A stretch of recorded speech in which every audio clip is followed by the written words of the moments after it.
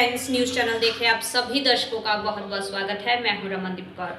इस वक्त की बड़ी खबर आ रही है प्रयागराज से। क्या है पूरा मामला, देखने के लिए बने रहिए हमारे साथ। कर्नाटक हाईकोर्ट ने स्कूल यूनिफॉर्म में हिजाब को इजाजत देने वाली याचिका को खारिज कर दिया है। हाईकोर्ट ने टिप्पणी की है कि छात्रों को स्कूल कॉलेज के निर्धारित ड्रेस कोड पहनकर ही आना होगा, चाहे वो किसी भी धर्म के हों। क्या इस फैसले के बाद अब स्कूल कॉलेज में सांप्रदायिक राजनीति का हिस्सा बनाना सही है? ऐसे में प्रयागराज की जनता से और छात्रों से जब बात की तो क्या कुछ उनका कहना था, आइए सुनाते हैं। स्कूल में धार्मिक संप्रदाय वाला कोई कार्य नहीं होना चाहिए। स्कूल का अपना ड्रेस कोड होता है, वो अपना होना चाहिए। स्कूल में धार्मिक संप्रदाय वाला कोई कार्य नहीं होना चाहिए। स्कूल का अपना ड्रेस कोड होता है, वो अपना होना चाहिए। क्या आपको लगता है हाईकोर्ट के फैसले के बाद जो हिजाब को लेकर राजनीति हो रही थी वो बंद हो जाएगी? बंद होनी चाहिए, लगता है ऐसा हो जाएगा। वो दरकिनार कर दिया जाए, क्योंकि जो यूनिफॉर्म स्कूल का फैसला दिया गया कर्नाटक हाईकोर्ट का, तो वो फैसला सही है। और जो यूनिफॉर्म स्कूल का है वही रहेगा, अलग अलग नहीं रहेगा। ये गलत तरीका है। नेताएं जो अपनी राजनीति कर रहे हैं, हाँ, वो तो बंद होनी ही चाहिए। अब तो मतलब जो है तो वो तो रहेगा ही। जो पहन के हम मतलब हमारे घर की औरतें हमेशा नकाब ओढ़ के गई हैं, हिजाब पहन गई है, वो तो जाएंगी ही। मगर जो यूनिफॉर्म है वो तो अंदर पहनता ही है। कैंपस के लिए एक ड्रेस ठीक है, बाहर भी मतलब आदमी स्कूल के अंदर ड्रेस जो यूनिफॉर्म लागू है स्कूल तो मतलब ख़त्म होना ही चाहिए। हिजाब से कोई मतलब ही नहीं है। ड्रेस जो यूनिफॉर्म रहेगा वो पहन के जाएगा इंसान, कोई भी हो। तक जो हाई कोर्ट का जो फैसला आया है, हम इसको बिल्कुल भी एक्सेप्ट करने को तैयार नहीं है, क्योंकि ये हमारी आइडेंटिटी के ऊपर ये बोला जा रहा है कि आप क्या कहते हैं, ड्रेस कोड का बहाना लेकर के हमको हिजाब पर बैन लगाया जा रहा है। जबकि बहुत से स्कूलों ने खुद अपने डायरीज में मेंशन किया हुआ है कि आप जैसे जो ड्रेस है स्कूल का उसी से अकॉर्डिंग मिलता जुलता आप हिजाब लगा सकते हैं। जैसे हम सर्दियों में स्वेटर्स पहनते हैं, जैकेट्स डालते हैं, कैप लगाते हैं या मफलर डालते हैं। तो ये बात की, और इस तरह सबसे बड़ी बात जो हुई है कि इस वक्त पे हाई कोर्ट का ऐसा फैसला देना उन हज़ारों लड़कियों के फ्यूचर के लिए कितना ही घातक साबित होने वाला है, जिनको सिर्फ हिजाब की वजह से क्लास से बाहर किया हुआ है। क्या हाई कोर्ट ने फैसला देने से पहले एक बार भी नहीं सोचा कि उन लड़कियों का क्या होगा जिनको क्लास से बाहर निकाल दिया गया? क्या ये फैसला दे करके उन्होंने उनसे शिक्षा का अधिकार छीनने की तरफ कदम नहीं बढ़ाया है अपना? क्या लगता है आपको कि हिजाब पर जो हाईकोर्ट का फैसला आया है उसके बाद जो राजनीतियाँ हो रही थी वो बंद होंगी? हिजाब के फैसले से पहले राजनीति हो रही थी, और ये फैसला आना भी एक राजनीति का ही हिस्सा है कि आप सामने से आकर के डायरेक्ट बैन कर दे रहे हैं। आपने वर्डिक्ट्स में क्या कहा है कि इस्लाम में हिस्सा ही नहीं है पर्दा, मतलब हिजाब हिस्सा ही नहीं है। ये आप कहाँ से, आपने कौन से कानून से लिया है? जब हम कानून की बात करते हैं तो मुस्लिम लॉ बोर्ड आता है। मुस्लिम लॉ बोर्ड शरिया के हिसाब से चलता है, और शरिया कुरान के हिसाब से चलता है। और कुरान में साफ साफ कहा गया है कि औरतों को पर्दा करना हुक्म है।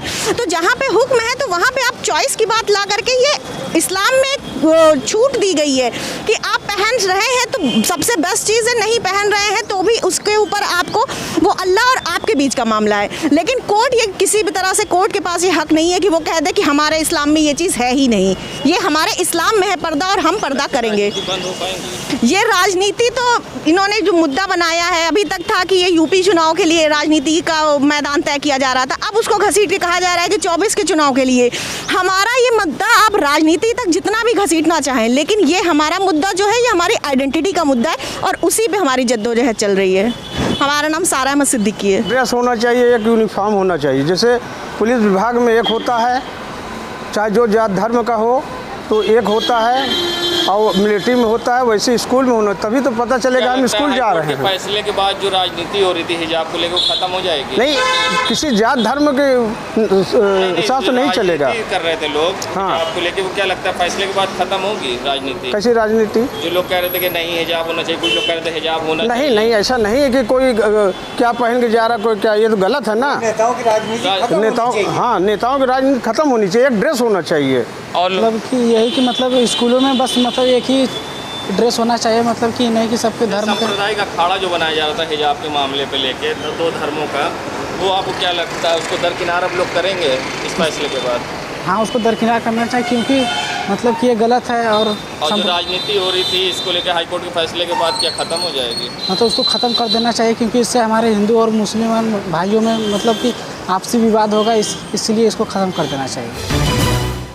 जहां देश में विलुप्त होती गौरैया और अन्य पक्षियों की प्रजाति को लेकर लोग कहीं ना कहीं चिंतित होते हैं, कुछ ऐसी संस्था भी जो एक नई मुहिम चलाई है, जिन्होंने मिट्टी के बर्तन बांटकर लोगों से अपील की है कि अपने घरों की छत पर वो मिट्टी के बर्तन में पानी भर कर रखें, जिससे विलुप्त होती प्रजाति की गौरैया व अन्य पक्षियों को बचाया जा सके। वहीं हमारे संवाददाता सैयद मोहम्मद आमिर ने एक खास रिपोर्ट दिखाते हुए क्या उस तरह से उनसे बात करी है, क्या कुछ उनका कहना है, आइए दिखाते हैं आपको किस तरह से चलाई जा रही है मुहिम। लोग 5-6 वर्षों से निरंतर चलाते आ रहे हैं। विश्व गौरैया दिवस देखते हुए हम लोग ने अब की भी मनाना का फैसला किया है और लोगों से निवेदन आग्रह कर रहे हैं कि अपने घरों में छतों के ऊपर मिट्टी के प्याले हों या कोई बर्तन हो उसे पानी भर दें, जो दाना हो, चावल है, गेहूं जो हो डाल दें ऊपर, बाजरा वगैरह, ताकि पक्षी जो भी आएँ वो खा लें, उनका बचे जीवन।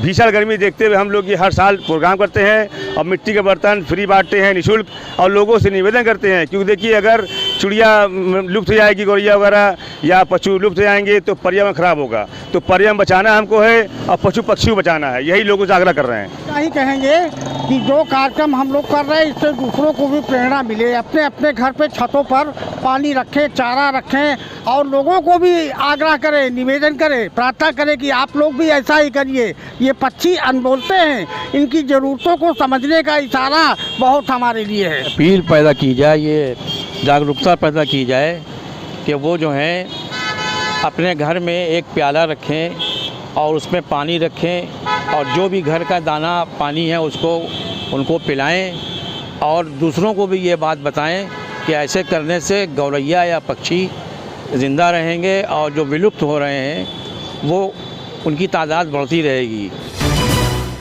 संगम नगरी प्रयागराज होली का हुड़दंग शुरू होने जा रहा है। बाजार में महंगे रंगों की दुकान सजी है। होली के पर्व नज़दीक आते ही बाजार में तरह तरह के कृत्रिम रंगों से सज जाता है। बाज़ारों में महंगे और केमिकल युक्त रंगों की भरमार है। ऐसे में रंगों की चयन में सावधानी बरतने की ज़रूरत है। ज़रा सी चूक मुसीबत बन सकती है। केमिकल युक्त रंग चेहरे को ख़राब कर सकता है। रंगों की बात करें तो तमाम केमिकल युक्त रंग बाज़ार में मौजूद हैं। ये केमिकल शरीर की त्वचा व आँखों के लिए बेहद ख़तरनाक है। बोरिक एसिड की बात करें तो इससे सिर के बाल कमज़ोर पड़ जाते हैं। वहीं अन्य केमिकल की त्वचा व आँखों के लिए नुकसानदायक है। यदि रंग आँखों में चला जाए तो इससे रोशनी भी जा सकती है। अभी फागुन का महीना चल रहा है और होली आने में भी 2-3 दिन बचे हैं। जैसा कि आप सब जानते हैं कि होली रंगों का त्यौहार है।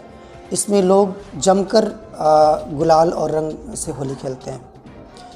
दोस्तों, साल भर में एक बार त्यौहार आता है, आप लोग खूब जम के होली खेलिए, लेकिन कुछ बातों कुछ सावधानियां ज़रूरी है। आजकल जो मार्केट में जो जितने भी रंग आ रहे हैं वो ज़्यादातर सिंथेटिक होते हैं। इसमें ढेर सारे toxic metals and chemical use होते हैं, जैसे एस्बेस्टस, लेड, मरकरी और कुछ केमिकल्स यूज होते हैं जो स्किन में बहुत ज़्यादा एलर्जी करते हैं, इरिटेशन करते हैं। आँखों में पड़ गया तो आँखों में भी इरिटेशन करते हैं। कभी कभी रोशनी भी जाने का डर रहता है। दमा के मरीज़ों के लिए सांस के मरीज़ों के लिए दिक्कत होती है। दमा के मरीज़ों में सांस की समस्या बढ़ जाती है। और कुछ तो ऐसे मेटल्स होते हैं जो कार्सिनोजेनिक भी होते हैं। अतः आप लोगों से निवेदन है कि आप लोग केमिकल और जो सिंथेटिक और केमिकल जो कलर्स आते हैं और गुलाल आते हैं उनका उपयोग न करें। अगर आप देखेंगे तो नेचर ने भर भर के कलर्स दे रखे हैं। फागुन के महीने में अगर आप बाहर निकल जाएंगे तो चारों तरफ आपको रंग बिरंगे पेड़ पौधों पे फूल ही फूल नज़र आएंगे, हर तरह के कलर मिल जाएंगे। तो हमारे पुराने ज़माने में जो लोग होली खेलते थे तो जो नेचुरल कलर है वही यूज करते थे। जैसे अभी इस समय बाहर जाएंगे तो टेसू, जिसको पलास कहते हैं, इतना सुंदर फूल लगता है। उसका पाउडर, उसका ड्राई करके पाउडर बना लेते थे, उससे होली खेलते थे। टर्मरिक, हल्दी, उससे खेलते थे। चंदन है, सैंडलवुड, उसके पाउडर से, और भी ढेर सारे जितने भी फ्लावर्स हैं उसको ड्राई करके उसका पेस्ट या पाउडर बना के उससे होली खेलते थे। इसलिए आप लोगों से निवेदन है कि आप लोग कोशिश करिए घर में जो बने हुए कलर है उसको यूज करें और मार्केट में हार्मफुल केमिकल और मेटल से बने हुए जितने भी कलर हैं उसको अवॉइड करें। हाँ, ये कि कुछ ब्रांडेड जो कलर्स आते हैं वो डाई कुछ यूज करते हैं जो सेफ डाई होती है, जिनसे मेडिसिन्स बनाते हैं हम लोग। मेडिसिन बनाने में जो कलर यूज होता है डाई, वो काफ़ी सेफ होते हैं। तो जो ब्रांडेड कुछ आते हैं कलर, वो रिलेटिवली सेफ होते हैं। तो मार्केट में जब भी आप जाएं तो आप थोड़ा सा देखें कि कौन सा कलर आपके लिए हार्मफुल है और कौन सा सही है। तो आप जम के होली खेलें, सही कलर का उपयोग करें और सावधानी के साथ होली खेलें। मैं डॉक्टर कृष्णकांत मिश्रा। संगम नगरी प्रयागराज में आज पुलिस द्वारा चेकिंग अभियान चलाया गया। प्रयागराज पुलिस द्वारा शब बारात आगामी होली के त्यौहार को देखते हुए चेकिंग अभियान चलाया गया। इस मौके पर प्रयागराज के विभिन्न चौराहों पर पुलिस ने चेकिंग अभियान चलाकर गाड़ी चेक की गई। कई गाड़ियों का पुलिस ने चालान भी किया। साथ ही नियम कानून का उल्लंघन कर रहे लोगों का चालान हुआ। बिना हेलमेट के और बिना डीएल के चला रहे गाड़ी चालकों की गाड़ी सीज की गई। साथ ही इस मौके पर पुलिस ने लोगों को यातायात नियमों के लिए प्रेरित और जागरूक भी किया। एसएसपी प्रयागराज के निर्देश पर आज ये चेकिंग अभियान चलाया गया, जहां पुलिस ने संदिग्ध वाहनों और व्यक्तियों को रोककर चेकिंग की गई और कागज़ चेक किया। साथ ही जिनके कागज़ों में कमी थी उनका चालान भी किया गया। इस मौके पर पुलिस ने शहर के विभिन्न चौराहों पर चेकिंग अभियान चलाया। संगम नगरी प्रयागराज में होली व शब बारात को लेकर लोगों को जागरूक करने के लिए एसएसपी प्रयागराज ने समाज सेवियों संग बैठक की और साथ ही उन्होंने क्या कहा और किस तरह के लोग गड़बड़ी फैलाते हैं और क्या कुछ कहना था लोगों को जागरूक करने के लिए उन्होंने क्या कहा, आइए सुनाते हैं आपको। अमूमन ऐसे त्योहारों में जो गड़बड़ियाँ होती हैं उसमें 3D बहुत महत्वपूर्ण भूमिका अदा करते हैं। 3D। एक डी से है दारू। दारू, अच्छे भले आदमी जब दारू पी लेता है तो वो शैतान हो जाता है। इसीलिए कई धर्मों में शराब को हराम बताया गया है। अच्छा भला आदमी शराब पी ले वो तो गया, वो शैतान हो गया। इसलिए शराब की कहीं सूचना है या शराब पिया हो कोई व्यक्ति है तो उसको पुलिस के हवाले करिए। अगर झूम रहा है उसकी बात को तो बुरा भी मत मानिए, थोड़ा दिल को बड़ा रखिए। ये शराबी है, शराब पिया हुआ, क्या इसकी बात का लेना। कई बार कमेंट कर देगा, वो धर्म पे कर देगा। उसको दिल बड़ा रख के थोड़ा माफ करिए और पुलिस के हवाले करिए उसको। दूसरा डी है डीजे।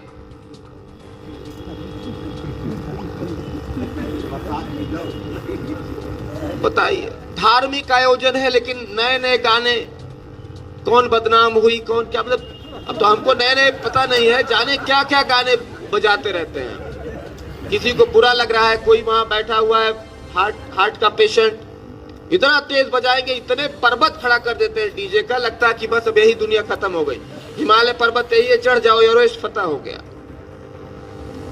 डीजे रूल्स रेगुलेशन है, यद्यपि अभी तक कोई पाबंदी के लिए नियम नहीं आया है, लेकिन मैं आपसे गुजारिश करता हूं कि आप जहां भी हैं आप रोकिए टोकिए कि नहीं, आवाज थोड़ी कम रखिए, लिमिट में रहिए, दायरे में रहिए।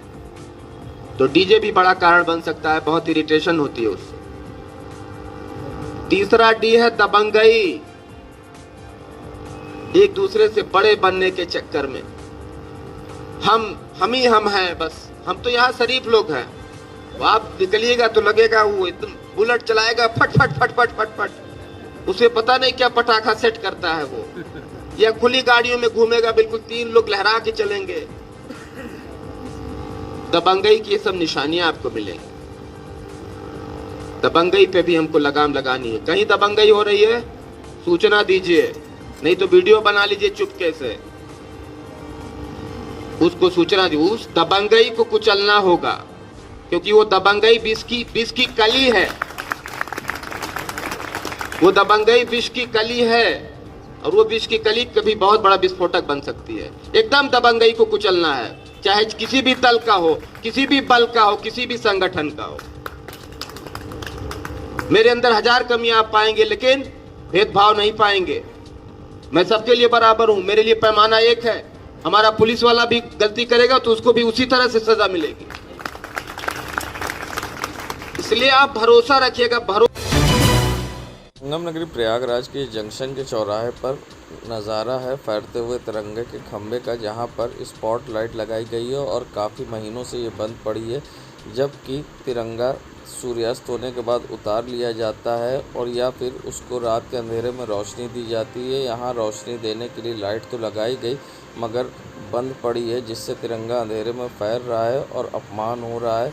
ये नज़ारा है जंक्शन चौराहे का, जहाँ पर लाइट बंद होने से तिरंगा का होता अपमान। संगम नगरी प्रयागराज में ये बैंक ऑफ बड़ौदा लेबर चौराहे से मस्तान मार्केट की ओर जाने वाली सड़क का हाल है। आप देख सकते हैं यहाँ पर किस तरह से बड़े बड़े सड़कों पर गड्ढे हैं, जिससे आने जाने वाले लोग अक्सर दुर्घटनाग्रस्त होते हैं, मगर जिम्मेदारों को इसकी परवाह नहीं है। विकास के दावे सिर्फ कागजों तक ही सीमित हैं। आज तक सड़कें यहाँ की गड्ढा मुक्त नहीं हुई हैं। अक्सर लोग यहाँ से गुजरते हैं और रात के अंधेरे में दुर्घटना का शिकार होते, आने जाने वाले होते परेशान, जिम्मेदार बने अनजान। संगम नगरी प्रयागराज के ये अटाले क्षेत्र के नज़ारा है, जहां आप देख सकते हैं यहाँ स्ट्रीट लाइटें शोपीस बनी हैं।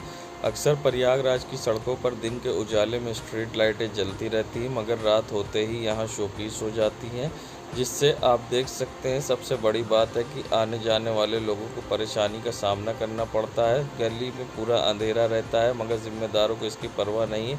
आने जाने वाले होते परेशान, क्षेत्रीय सभासद व नगर निगम बने अनजान। संगम नगरी प्रयागराज की कैंट पुलिस ने राजापुर मार्केट में होली व शब बारात को देखते हुए मार्केट में गश्त किया। साथ ही दुकानदारों के लगे फुटपाथों पर दुकानों को अतिक्रमण हटाने के लिए निर्देश दिए। साथ ही जगह जगह संदिग्ध लोगों को रोककर चेकिंग की गई और साथ ही लोगों के गाड़ी के पेपर भी पुलिस ने चेक किए। होली व शब बारात को देखते हुए एसएसपी प्रयागराज के निर्देश पर कैंट पुलिस ने चलाया अभियान। संगम नगरी प्रयागराज में आज विनायक सिटी सेंटर मॉल में राष्ट्रीय हिंदू संगठन के पूर्व प्रदेश अध्यक्ष उत्तर प्रदेश अभय प्रताप सिंह के नेतृत्व में सैकड़ों कार्यकर्ताओं ने द कश्मीर फाइल देखी। कश्मीर की हकीकत को देखने जाते हुए राष्ट्रीय हिंदू संगठन की काफ़ी भीड़ दिखाई दी। इस मौके पर राष्ट्रीय हिंदू संगठन के सत्येंद्र सत्या और अन्य कार्यकर्ता मौजूद रहे। इस मौके पर यहाँ राष्ट्रीय हिंदू संगठन के कार्यकर्ताओं ने जमकर नारेबाजी की, भारत माता की जय, वंदे मातरम के नारे भी लगाए। संगम नगरी प्रयागराज में काशीराम जयंती पर मंडल कार्यालय बहुजन समाज पार्टी के जोनल कोऑर्डिनेटर और जिला अध्यक्ष के कार्यकर्ताओं ने मिठाई बांटकर लोगों में मान्यवर काशीराम की जयंती मनाई और आने वाले 2024 के चुनाव में एकजुटता के साथ चुनाव लड़ने की बात कही। साथ ही इस मौके पर यहां बसपा के कार्यकर्ता और अन्य लोग उपस्थित हुए और यहां पर सभी कार्यकर्ताओं के बीच पार्टी की नीतियों के बारे में बताते हुए पार्टी को मजबूत करने पर चर्चा हुई। साथ ही इस मौके पर जोनल कोऑर्डिनेटर और अन्य जिला अध्यक्ष समेत कार्यकर्ता भी मौजूद रहे, जहां पर सभी को जयंती के मौके पर मिठाई बांटी गई और पार्टी को मजबूत करने पर चर्चा की गई। आइए सुनाते हैं क्या कहना है। आज मंडल कार्यालय पर क्या प्रोग्राम किया गया? आज मंडल कार्यालय पे मानवर कांसी साहब के 28वें जन्मदिवस मनाया गया, जिसमें 12 विधानसभा के लोग आए थे और कार्यक्रम बड़े धूमधाम से मनाया गया। और उसके साथ जो है बहुजन समाज पार्टी के हार के कार्डों पर विचार किया गया और 2024 में हम लोग सब ने राय किया है कि पूरी जो है दुगने ताकत से हम लोग लड़ करके और फिर अपना जो है कार्यकर्ताओं को मनोबल बढ़ाएंगे और जीत कायम करेंगे। परिचय बता दें। और हम इसमें विजय कुमार सरोज, जिला महासचिव प्रयागराज। देश दुनिया की खबरों के लिए world media times news channel को सब्सक्राइब करें।